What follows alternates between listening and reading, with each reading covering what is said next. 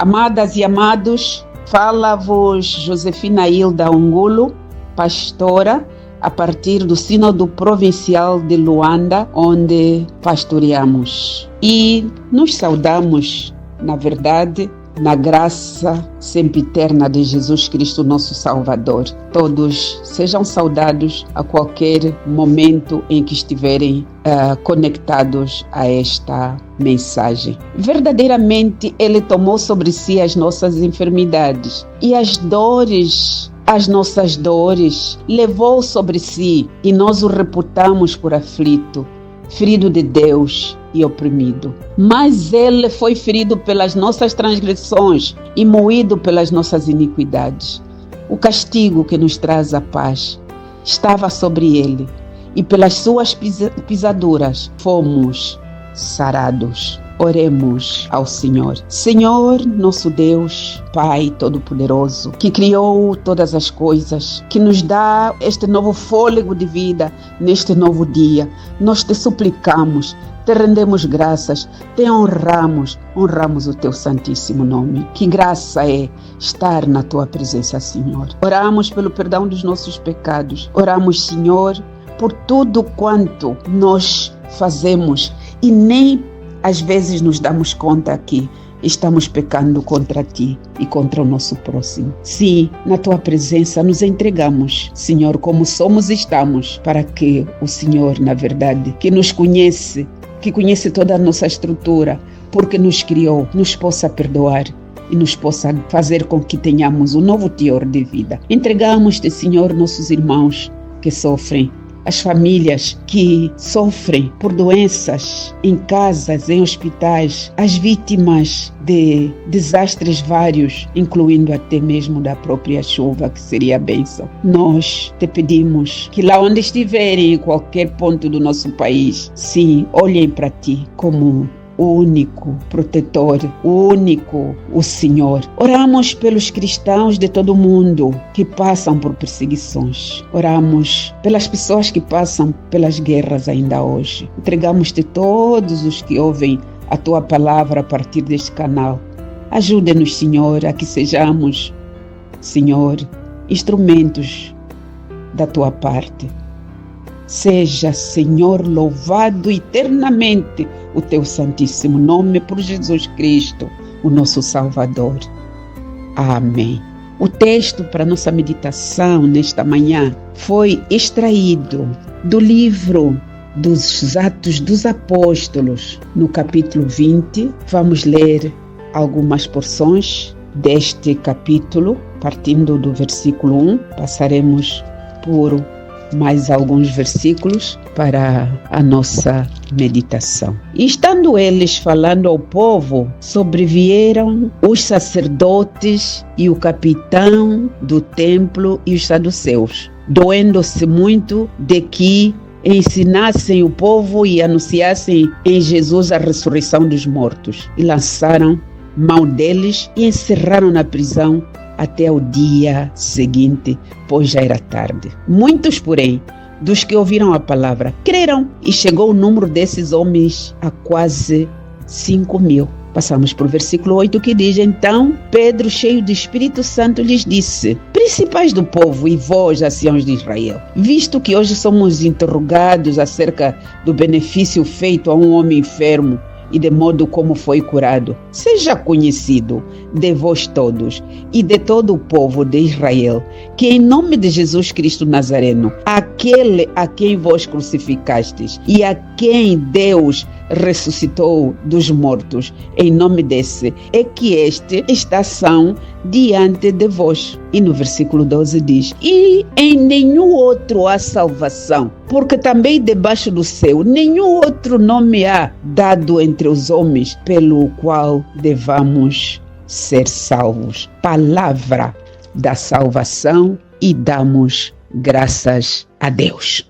O nosso lecionário sugere-nos como tema para o dia de hoje: a ressurreição de Jesus transformou os discípulos. Amados, antes da ressurreição de Cristo, os discípulos foram tomados de medo, ficaram dispersos. Eles ficaram sem esperança, mas após a ressurreição de Cristo, Cristo que se mostrou primeiro às mulheres, depois a Cefas e depois aos 11, e mostrou-se também a outros mais de 5.000 homens, segundo Paulo nos esclarece neste texto. Estes discípulos, depois da ressurreição, ganharam coragem, falaram da ressurreição de Cristo, e os sacerdotes, o capitão do templo, os saduceus, ficaram zangados, ficaram com dor no coração, porque esses ensinavam o povo e anunciavam a Jesus que ressurgiu dos mortos.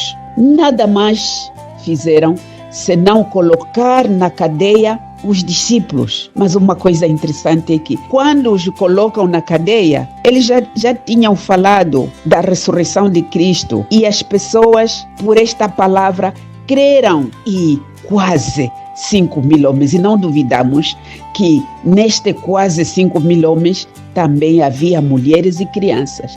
Grande número de pessoas tinha crido na palavra anunciada pelos discípulos, transformados porque Cristo ressuscitou. A ressurreição de Cristo Jesus transformou os discípulos.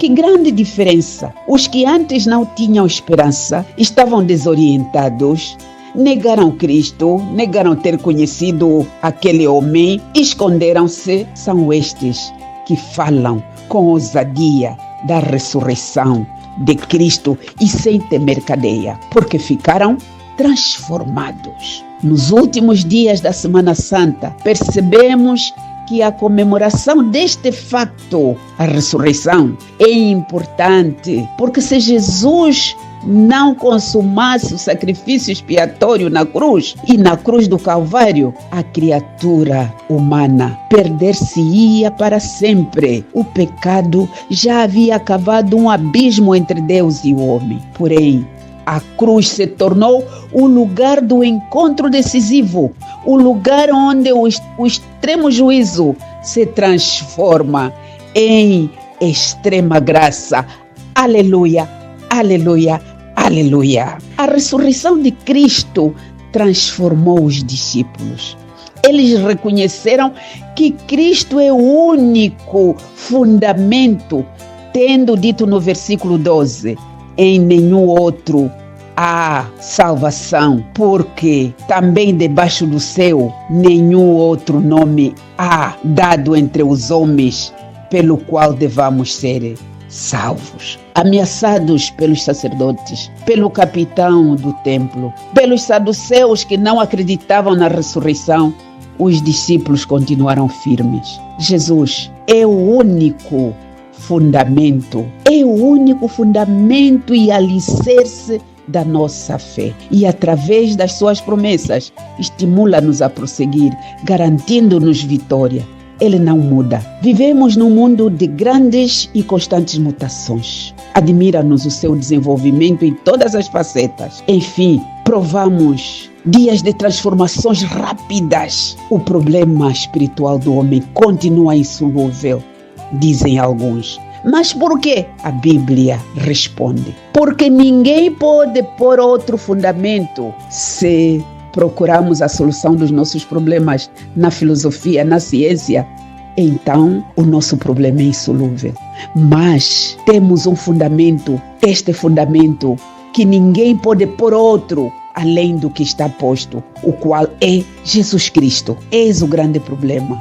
Muitos buscam outro fundamento. Alguns já não querem aceitar o fundamento chamado Jesus e clamam, dizendo: Jesus está morto, ele já não serve. É mentira. Jesus vive. Ele continua sendo o fundamento único para a salvação do homem, porque é o mesmo ontem, hoje e eternamente. Só Jesus Cristo pode oferecer o perdão que todos necessitam. Então, irmãos, precisamos de nos achegar a este fundamento para termos paz e sermos igualmente transformados, tal como os outros ficaram transformados e falaram com ousadia a palavra do Senhor.